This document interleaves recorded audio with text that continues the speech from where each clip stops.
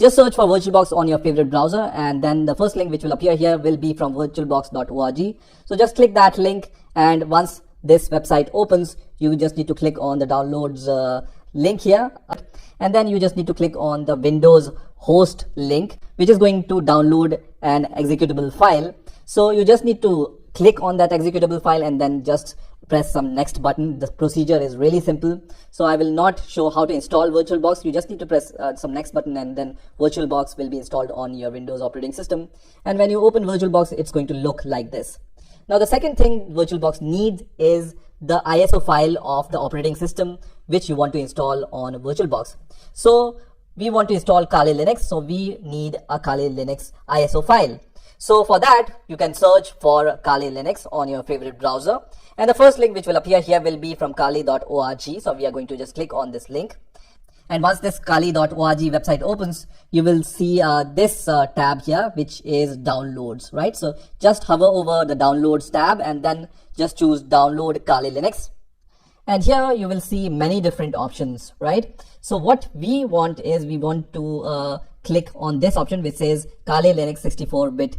Under this we have installer also written here. Okay, so just click on this link, and once you click on this link, you will see that the download of this Kali Linux ISO file will start. Now this file is around 2 GB, so it will take some time to download. So I have already downloaded this ISO file, and once you have downloaded this ISO file, this is going to look like this. Okay, installer-amd64.iso files. So we have downloaded the 64-bit ISO file. Now once you have this ISO file, we are ready to install Kali Linux on our VirtualBox. So just open your VirtualBox manager, and then you just need to click on this new button here and give the name to your Kali Linux operating system. So because we are installing Kali Linux, so I'm going to just give the name Kali to my virtual machine, and then from the type you can choose Linux from here. Now in the version you will see many different options, and you will not find Kali option here. So the nearest to this is Debian 64-bit. Okay, so just choose Debian 64-bit here and the version, and then click on next. Now in the memory size, I always like to move it to the green level. So up to the green level, I just move this here, and then I will click next. And in the hard disk, I will leave this as default, which is create a virtual hard disk now, and then click on the create button. Now here, hard disk file type, I will leave it as VDI, which is virtual disk image, and then click on next. And in the storage on physical hard drive, I will leave it as default, which is dynamically allocated. If you want to read more about what is dynamically allocated or fixed size, the description is given here, so you can read more about that. So I'm going to choose dynamically allocated and then click on next. And here you can choose the file location and the size which you want to give to your Kali Linux. So the location by default is this one. So if you don't have the good reason to change this location, just leave it as default. And the size here by default is 8 GB. So I will move it to around, let's say 100 GB here. So I'm going to just move it to approximately 100 GB, and then click on the create button. This is going to create a virtual machine on your VirtualBox manager, you can see here. But still, you don't need to click on the start button. Just choose the Kali Linux option here, and then click on the settings option. And once the setting option opens, you will see we have chosen some of the settings from the create virtual machine options already. So you will see those app options here, and at any time you can change these settings. So in general, just go to the advanced settings, and then just choose in the shared clipboard and drag and drop bi-directional option. This will enable you to drag the files from your host machine, which is Windows in my case, to the Kali Linux, and vice versa. Now in the description, you can provide any description, and in the disk encryption, just leave it as default. Now in the system, just click on system here, and when you go to the processors here, so by default VirtualBox assigns one CPU to your virtual machine, but you can move it to use more CPUs from here. So I will choose 4 CPUs here, but you can move it according to your host machine's capabilities. For now, I will choose 4 processors here, and I will leave the other things as default. In the display, I will leave everything as default. And now just move to the storage section. So this section is important because from this section, we are going to provide the ISO file location.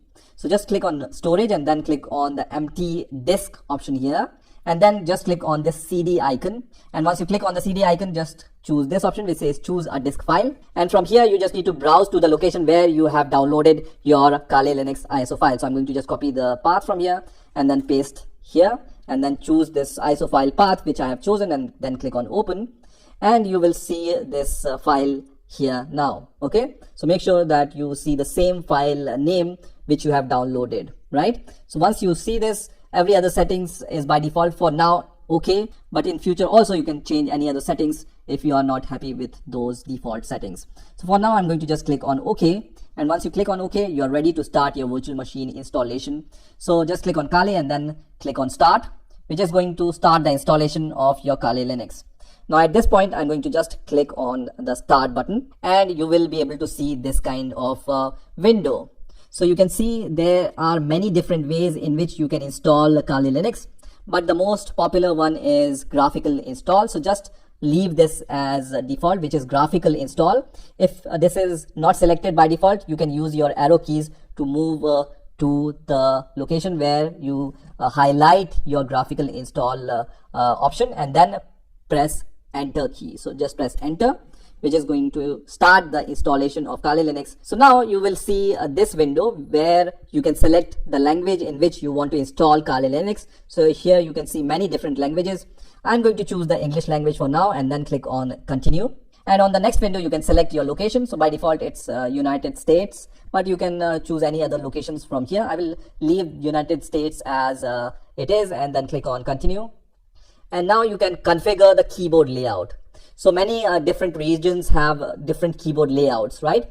So in my case, I'm going to use a German keyboard layout because I'm using a German keyboard. So I'm going to choose German, but you can choose any other keyboard layouts from here. Okay, so I will choose German and then click on continue. And now you can see it says detect and mount installation media. So just wait for the next option to appear. Now after some time, you will see this window where you can configure the network. So here you can give any name to your host name. By default it's Kali. I will leave it as default, but you can change this host name anytime you want. So I will leave it as Kali and then click on continue. And on the next window you can choose the domain name. So if you don't have the domain name, you can leave it as blank, and I will also leave it as blank and click on continue. And now it's going to ask for the full name of the new user.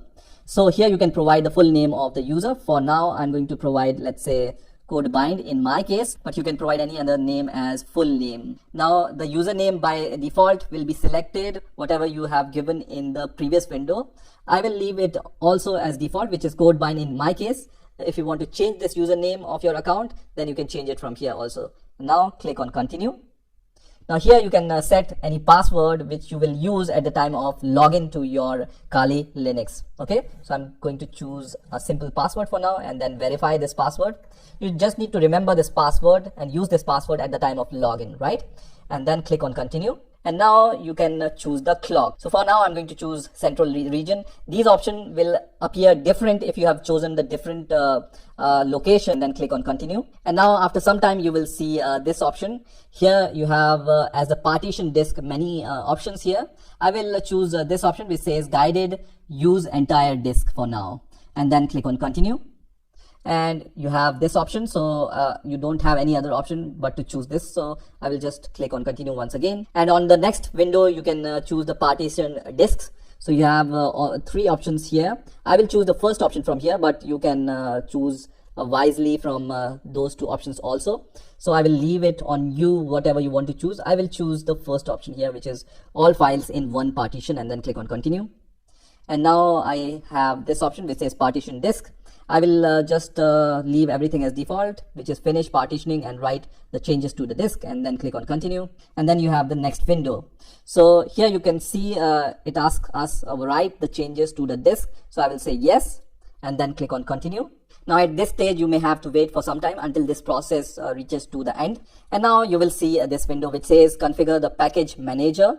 So for now I don't have any package manager information, so I will leave it as blank. You can leave it as blank if you don't have any, and then click on continue. So now I can see this window which says software selection here. So by default this Kali default desktop environment is selected here. But if you want any other desktop environment, for example Genome or KDE Plasma or any other desktop environment, you can choose it from these options, right? I will leave everything as default because it's enough, and then click on continue. Now after some time I can see this message, which is an installation step failed.